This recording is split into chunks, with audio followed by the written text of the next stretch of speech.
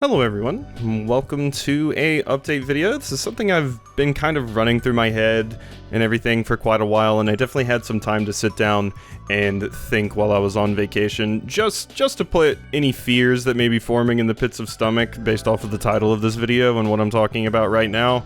No, I'm not quitting YouTube, no, I'm not reducing my upload schedule, etc, etc. Nothing like that is happening. I'm not going anywhere. So this is going to be pretty long-winded, so just go ahead and strap in. This is effectively going to be a podcast because I can't be bothered to do the heavy editing for it. This is also the first time I've actually had to write down my thoughts to organize them, so if I sound a little bit more different, possibly even more so like I know what I'm talking about, that may be why. So this is going to be pretty personal and candid, which I don't feel like I often do, so just bear with me. This is different for me. What I am doing is changing how I handle comments on the channel, basically. I'm not going to stop reading them, I'm just going to change how I interact with them, and I feel like I need to give some explanations for why, basically. Ever since the start of the channel, I've always read every single comment, every single day. At the beginning, I actually used to get notifications on my phone for comments. I would be sitting down eating with family or something, and I would get a comment on my phone and I would read it and things like that. Obviously I stopped doing that once I got a little bit bigger and started getting too many comments. My phone was constantly getting blown up. So that of course doesn't happen anymore, but some people would say that like just reading every single comment every single day was just crazy, but in the beginning it really wasn't too bad. I didn't even get that many comments. I was also only uploading 2 videos per day then, so it was a lot more manageable, and it had a lot of like downtime at work and stuff to just read comments. But as the community and the amount of videos I have has grown, I'm getting a lot more comments. It's becoming a bit too much to keep up with. Around when I started playing Tactics Ogre, how I interacted with comments changed again. Before that, I would usually just have like a few videos from my series recorded in advance, but Tactics Ogre ended up being way more popular than I imagined, and had some very dense and aged mechanics that wouldn't be obvious to someone playing the first time. There were so many things to miss, so many mistakes to be made, so I started recording Tactics Ogre the day that it goes up. Usually right after I would get up in the morning, I would sit and read every single comment, good or bad, then record with my newfound knowledge. It certainly helped me navigate how to actually play that game, and it was a phenomenal playthrough. Many told me so, even. But it had some other effects as well. Parsing tons and tons of comments along with what I usually read started to become a job. Taking notes, replying, acting on the information was a ton of work, especially remembering to act on the information. Keep in mind this was in addition to my day job and any other personal things I had going on, but people were really loving what I was doing, so I thought I should continue with that strategy. So I started doing this with not just one, but all series. Live Alive was a big one, and had a ton of people watching and tons of comments to get through. Metroid Prime was another one. All of those did super well, and I tried my absolute best to research and keep up with comments to make as few mistakes as possible. But this came with some consequences. Anxiety. I was no longer just sitting down playing the game, which is what I always wanted the channel to be, and it was in the beginning. My mind was constantly racing, trying to find every possible mistake I would make, which would usually just end up with me making me miss obvious things. I wanted to make the videos the best that I could, but it felt hard to focus because I could only think of where I may mess up. It was around this time I actually started wondering if something was going on with my ability to focus, which, yeah, there probably is. Still need to get my ADHD test, but that's the whole thing. But this was something more, something different, just like overwhelming pressure that I was mostly making up in my head.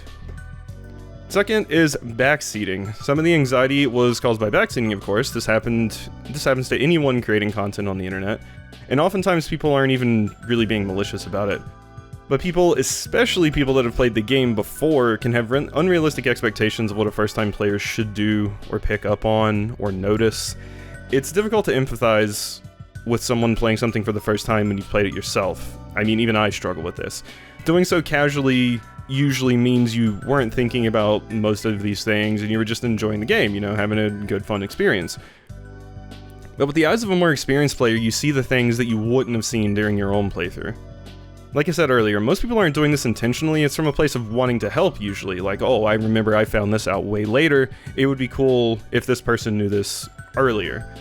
But when there's hundreds of people giving you often conflicting tips on how something should be played, it starts to give you decision paralysis, and I should emphasize conflicting, because I've had so many series where one person will say one thing and the other person will say the exact opposite thing, and both of them will say it with such confidence and finality that it's hard for me not to believe both, and hard for me to choose which one would be correct. I remember a comment I got during Lies of P, which I should specify they weren't being rude, they were just making an observation, where the commenter said something along the lines of, "You're one of the most indecisive people I've ever met." This is because I went down a corridor and said, "Oh, maybe this is progress. I shouldn't go this way." And I turned around. People have probably noticed me do this before. I did this again shortly after, doubting my decision, basically doing this exact same thing again. It's the eternal question for playing a game, of course, which way is progress? A ton of people struggle with this. But it's hard to describe the weight such an easily rectifiable mistake has when you know people are watching and probably commenting that you chose wrong. Just choosing a direction and going with it without panicking would be the way to do it, of course, but my brain was trapped in the moment and just couldn't do that. 3 is spoilers. I always intended from the beginning for this channel to be somewhere I play games for the first time and share my cool first time experiences with others. In the beginning, this is exactly what it was. I didn't have the pressure, the constant shadow looming behind me of potential failure. I made voluntarily dumb mistakes and didn't worry about it. It truly isn't a big deal after all, it's human even. But after turning to comments to resolve some of my mistakes, either quickly or even before they happen, I was hit with spoilers. Spoilers mean different things to different people, of course. Some only consider story to be spoilers, for example. Some include gameplay mechanics like job classes, abilities, weapons, etc. to be spoilers. While I'd be most frustrated with story spoilers, losing the surprise when I find like my favorite weapon or a cool character is quite a hit to the enjoyment as well. There's also what I call optimization spoilers, for lack of a better term. As in, someone who has already played just telling you what the best build, weapons, etc. are, which can often be incorrect, of course, but having the idea that the formula or puzzle has already been solved encourages you to not experiment. And part of what I enjoy most about Let's Plays are watching how different people react to circumstances. It's fun. It's of course not for everyone, but that was my vision for what I wanted the channel to be, because I always wanted to make a channel that I would personally enjoy watching. Like, for example, I played Elden Ring. There was a weapon that was pretty OP in Elden Ring, called Moonveil. I didn't know that it was OP, but people had mentioned that, like, so many playthroughs of Elden Ring had over-optimized the game due to comments and things like that, and just generally, like, looking up the stats, looking for what the best weapons were, that they just absolutely flew through the game with Moonveil. Now, I didn't do that. I just kind of stumbled into it on accident. But so many people said, yeah, it's a bunch of effectively the same playthrough, because everyone makes this same choice, probably because, you know, either they just, you know, accidentally fall into it like I did, or somebody tells them, hey, use this, it's really good, or they looked it up and saw, oh wow, this is really good. So it creates a lot of, like, samey kind of playthroughs and stuff, which I don't personally like. So, yeah, that is 3, spoilers. 4 was just a general aversion the comments started to develop. This happened fairly recently. I realized looking at comments always came with like some kind of degree of trepidation where there wasn't before. I would always find myself sitting there thinking, did I mess something up? Is someone just going to be outright rude or angry? Are people telling me I'm playing wrong when I'm just trying to have a good time? Like, straight up hovering over the comment button, afraid to press it, effectively. So, all of these are of course fine in small doses. Just waking up before work to seeing someone say, I hate you, can usually just be brushed off, of course. People can be rude on the internet, and there are many others that have this worse than me.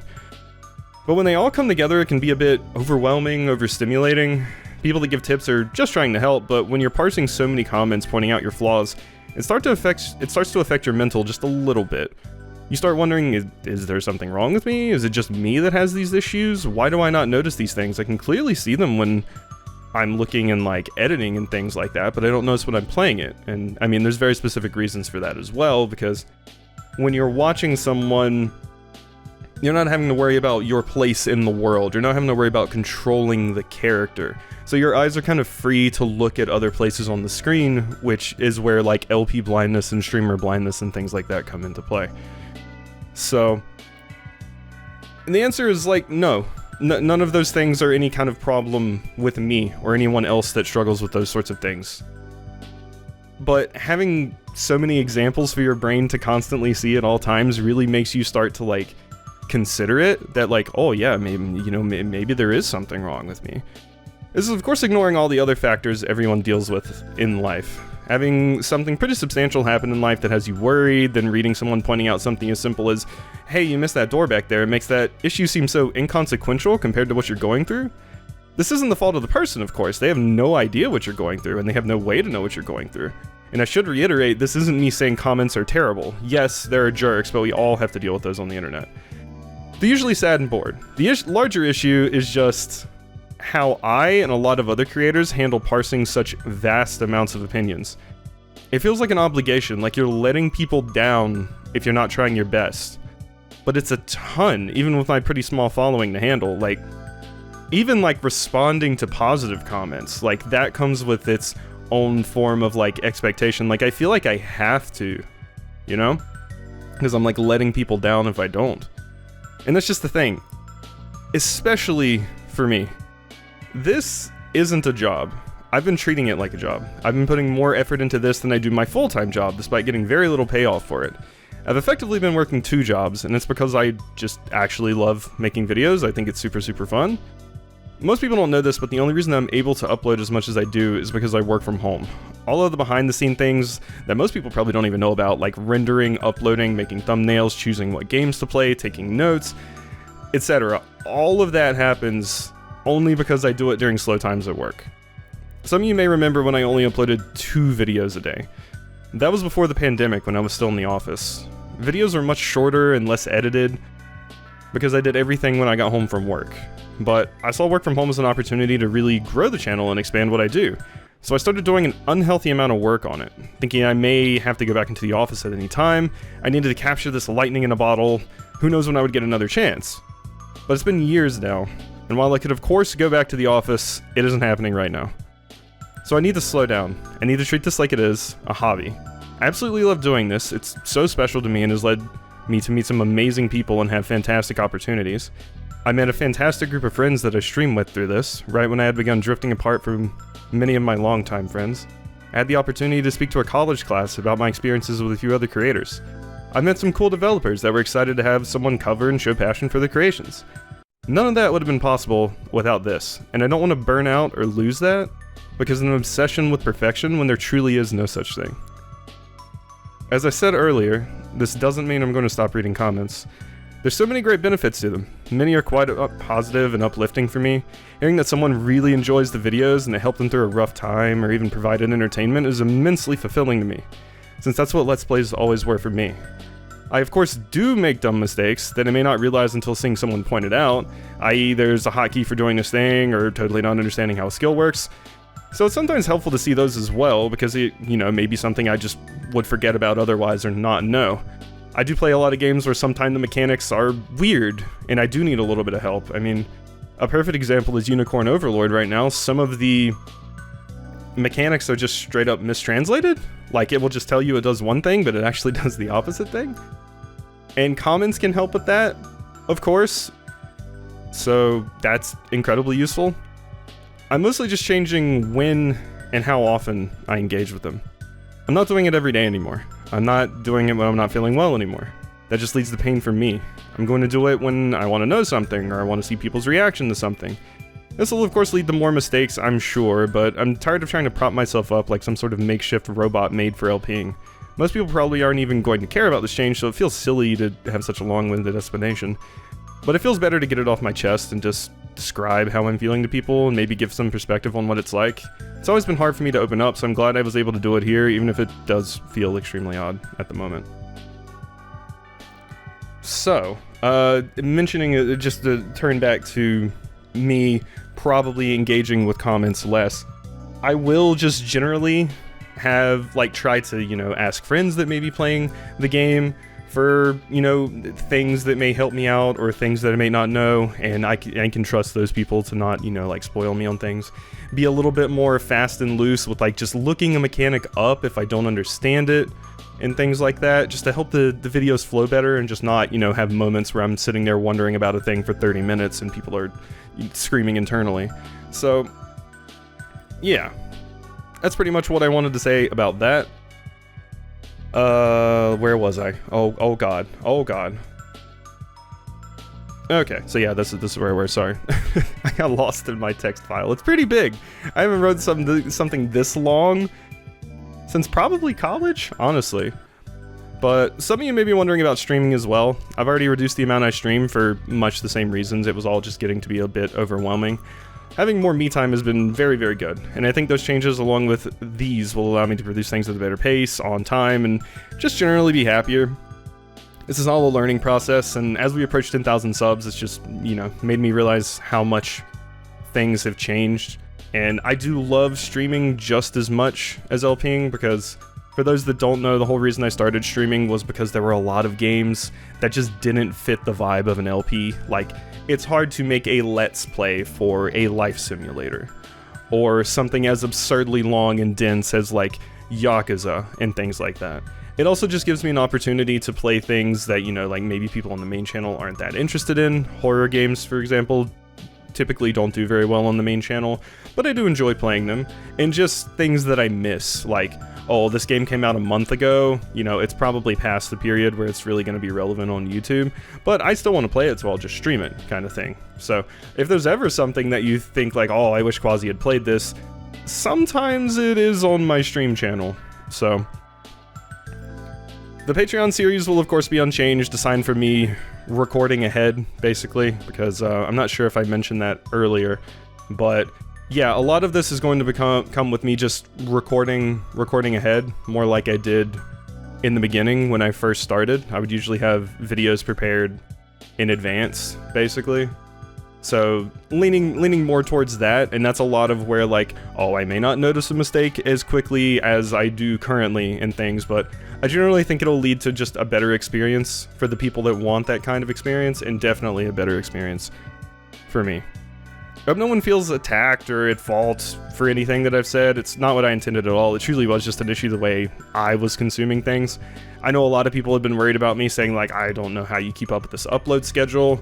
When I did the talk at the college, the other creators were like, I can't believe you do that upload schedule. But it really is just because I truly do enjoy sitting down and making videos and making stuff online. It really is cathartic for me. It's like, you know, a hobby. That's what it is. And like I said, that's what I want to treat it as. So, I appreciate all the comments I get. Yes, even the jerks. The algorithm absolutely loves the jerks that will be like, you're dumb on every other video. That's fantastic. That helps out. And I absolutely understand if people in the future get frustrated because of any of the mistakes I make, but I really just can't please anyone. Like I mentioned, or anyone. I mean, maybe I can't please anyone, but I truly can't please everyone, rather.